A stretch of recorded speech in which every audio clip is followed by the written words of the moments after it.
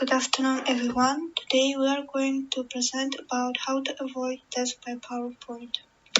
Our objective is to give 5 design principles like dark background, 1 message per slide, working memory, size, maximum 6 objects that will cognitively and psychologically optimize your PowerPoint slides.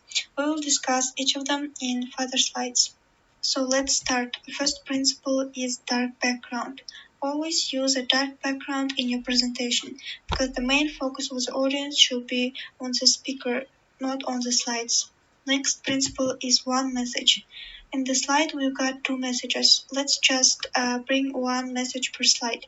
The reason is if you have multiple messages, chances are good that they will be focused on another message.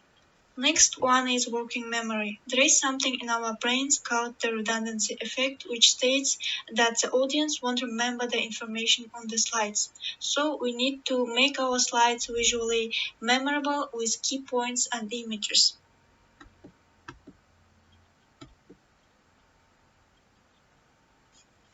In this slide, we are going to present size and contrast principles. Contrast controls your focus. So if I will move from one word to another by using contrast method, the audience will exactly know where he have to make attention. Also, in the next slide, the biggest part of the presentation is the headline. Now, how often is the headline is the most important part in PowerPoint? Actually, the content is the important.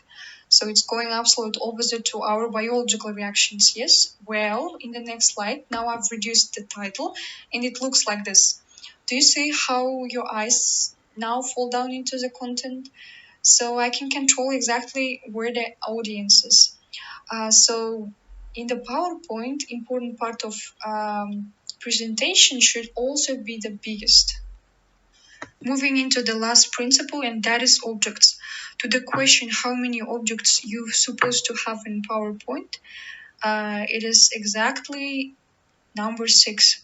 So in our cognitive process of counting, it will take 500% longer time, requires 500% more energy resources in order to read more than 6 items in the presentation.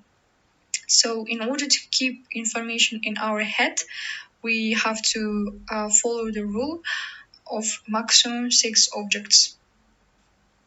Now in this slide, we can see that this is the bad example of using objects because we have more than 6 objects here and the title of the pictures are mixed.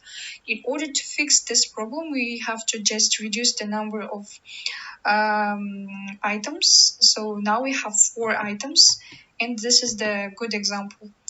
Also, we can move from one title to another by using contrast method. So we can just track where the audience should make their attention.